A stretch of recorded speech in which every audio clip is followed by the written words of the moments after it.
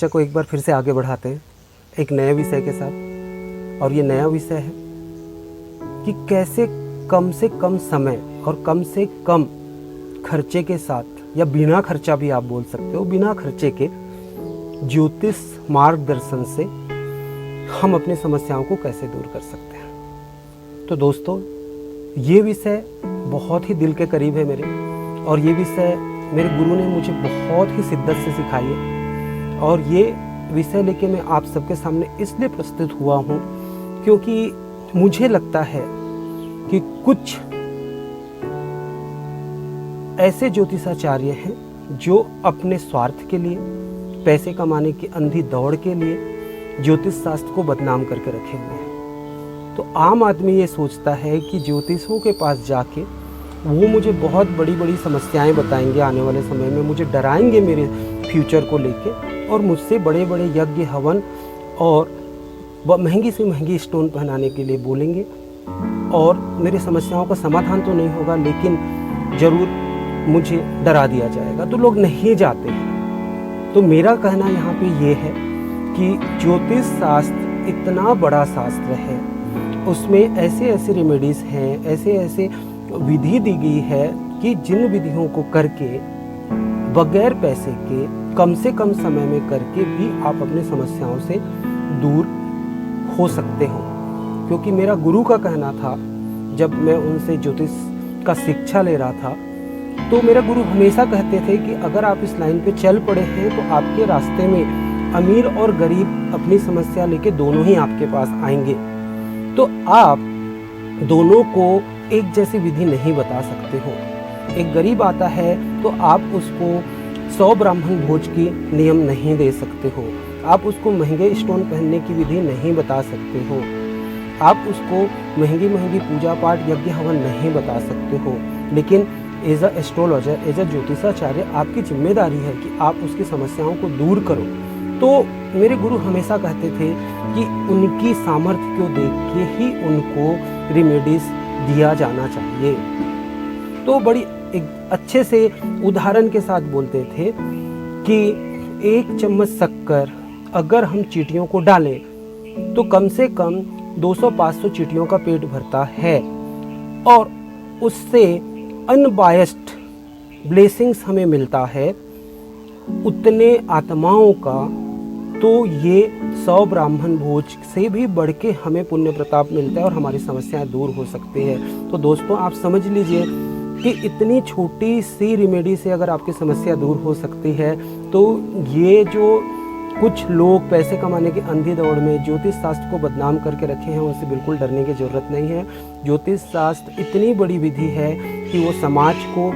मार्गदर्शन दे सकता है, व्यक्तिगत जीवन की समस्याओं को दूर करने में अहम भूमिका निभा सकता है। क्योंकि मैं हमेशा बोलता हूँ कि astrology is a guide post of your life which helps to enhance your upcoming opportunities and reduce your upcoming threats through astrological remedies and guides। तो दोस्तों, आज का सब्जेक्ट है कि 9 ग्रहों के मंत्र पाठ और दान पुण्य करके कैसे हम अपनी समस्याओं से निजात पा सकते हैं। तो दोस्तों, ये बताने के पहले कि इन 9 ग्रहों के मंत्रों को हम कैसे उपयोग करें, 9 ग्रहों के कौन कौन से मंत्र होते हैं, कौन कौन से दान होते हैं, वो सब मैं डिस्क्रिप्शन पे डाल दूंगा। लेकिन उसके पहले ये ज़रूर बताना चाहूँगा कि ये काम कैसे करता है, इसके पीछे लॉजिक क्या है। तो दोस्तों, ये ज्योतिष शास्त्र कैसे काम करता है ये आपको समझना पड़ेगा बहुत ही सीधे शब्दों में, या आपका इन 9 ग्रहों के इफ़ेक्ट या प्रभाव आपकी ज़िंदगी में कैसा होता है वो आपको मैं बताना चाहूँगा। कि जब आपका जन्म होता है तो ये 9 ग्रहों की जो पोजीशन होती है वो आपके लाइफ पाइट या आपके व्यक्तित्व का निर्धारण करता है, जिसको हम लोग जन्म कुंडली बोलते हैं। और आज अगर मेरा समय कैसा चल रहा है वो अगर मुझे जानना है तो मुझे आज के 9 ग्रहों की पोजीशन को भी समझना पड़ेगा, और दोनों के संबंधों के हिसाब से आपके जन्म के समय के 9 ग्रहों का पोजीशन कैसी थी और आज 9 ग्रहों की पोजीशन कैसी है, उन दोनों को आपस में सामंजस्य करके हम वर्तमान समय में आपका लाइफ कैसे चलने वाला है, क्या उपलब्धियां आने वाली है या क्या समस्या आने वाली है, वो सब हम आपको बता पाते हैं। तो दोस्तों,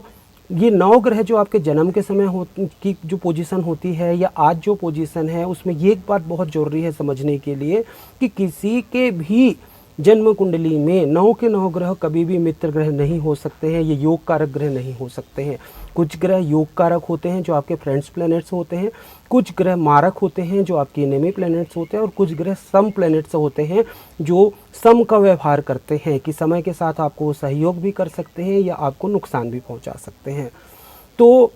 इसको इसी तरह से समझने की ज़रूरी है कि ये 9 ग्रहों के मंत्र और दान को कैसे उपयोग किया जा सकता है। तो दोस्तों, जो आपके जन्म कुंडली में जो मारक ग्रह होते हैं, जो एनिमी प्लैनेट्स होते हैं,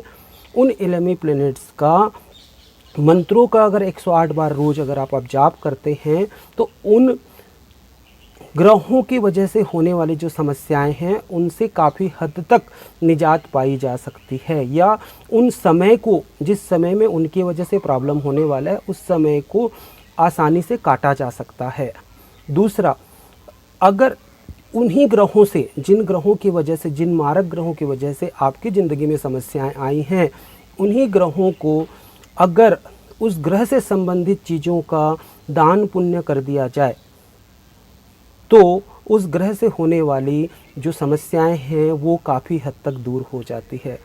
और दोस्तों, यहाँ पे मैं एक और लाइन ज़रूर जोड़ना चाहूँगा कि कभी भी पैसों का दान मत कीजिए कहीं पे, क्योंकि अगर आपने पैसों का दान किया और उन पैसों का किसी और ने भी दुरुपयोग किया तो उसका पाप भी आपको लगता है। तो पैसों का दान करने के बजाय हमेशा कोशिश कीजिए कि जिन ग्रहों की वजह से आपको समस्याएं होती हैं, उन्हीं ग्रहों से संबंधित चीज़ों का, खाद्य पदार्थ का, अन्न का आप ज़रूरतमंद को दान कीजिए। आप ऑर्फनेज में दान कर सकते हैं, ओल्ड एज होम में दान कर सकते हैं, गरीब बस्तियों में दान कर सकते हैं, और उनसे भी सरल, क्योंकि गरीब आदमियों के पास इतना पैसा नहीं है कि वो इतना अनाज दान कर सके। तो बहुत सीधी सी बात है कि आप 1 चम्मच, आधा चम्मच उस पर्टिकुलर ग्रह के संबंधित चीज़ों को आप चींटियों को खिला सकते हैं, गाय को खिला सकते हैं, कुत्तों को खिला सकते हैं, किसी भी जीव जंतुओं को आप खिला सकते हैं, चिड़ियों को खिला सकते हैं। जैसे मैं हमेशा बोलता हूँ कि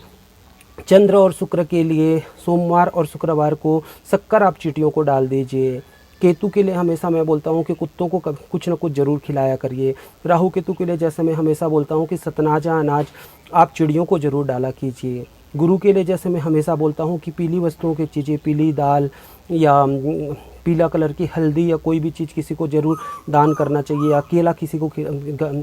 पशु पक्षियों को खिला देना चाहिए। जैसे मैं बोलता हूँ कि सूर्य के लिए हमेशा गुड़ का दान करना चाहिए, मंगल के लिए गुड़ आप चींटियों को डाल दीजिए। तो आप सोचिए कि ये अगर 108 बार उस ग्रह का मंत्र करने के लिए आपको 2 मिनट का समय निकालना पड़ता है दिन में, और अगर उस ग्रह से संबंधित कोई चीज़ को दान करना है तो आप सोचिए कि छोटा सा गुड़ या 1 चम्मच शक्कर की कीमत क्या होती है। 2 रुपये में आपको इन समस्याओं से मुक्ति मिल सकती है। तो समस्या यहाँ पे ये नहीं है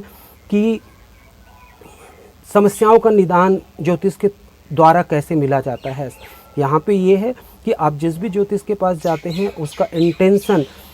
प्योर होना चाहिए, वो क्षमता होनी चाहिए पैसा कमाने के साथ साथ वो मन में इच्छा होनी चाहिए कि जो मेरे पास आया है उसकी समस्या को मुझे दूर करना है और उसके सामर्थ्य को देख के दूर करना है। तो ज्योतिष शास्त्र में ऐसा कुछ भी नहीं है कि किसी की समस्याओं को कम नहीं करी जा सकती है। तो आइए दोस्तों, ज्योतिष शास्त्र के लिए मैं निवेदन करता हूं कि ज्योतिष शास्त्र के बारे में जितनी भी खराब बातें समाज में फैली हुई है उसे दूर करने की एक प्रयास करते हैं, और इस ज्योतिष शास्त्र के माध्यम से, मेरी क्षमता के माध्यम से, मेरी अल्प बुद्धि के माध्यम से मैं हमेशा कोशिश करता रहूँगा कि ज़्यादा से ज़्यादा लोगों तक पहुँचूँ और ज़्यादा से ज़्यादा लोगों को उनकी सामर्थ्य के हिसाब से उनकी समस्याओं को दूर करने के लिए, उनकी ज़िंदगी में कुछ वैल्यू, मूल्य जोड़ने के लिए हमेशा अग्रसर रहूँगा। तो दोस्तों, अगर आपको मेरे वीडियोज़ पसंद आते हों, उसके कंटेंट पसंद आते हैं और आपको लगता है ये और भी लोगों तक पहुँचे, तो प्लीज़ मेरे वीडियो को सब्सक्राइब कीजिएगा, लाइक कीजिएगा और ज़्यादा से ज़्यादा शेयर कीजिएगा, और मुझसे इसी तरह जुड़े रहिएगा और मुझे इसी तरह प्रोत्साहन करते रहिएगा कि मैं और ज़्यादा से ज़्यादा कड़ी मेहनत कर सकूं और इस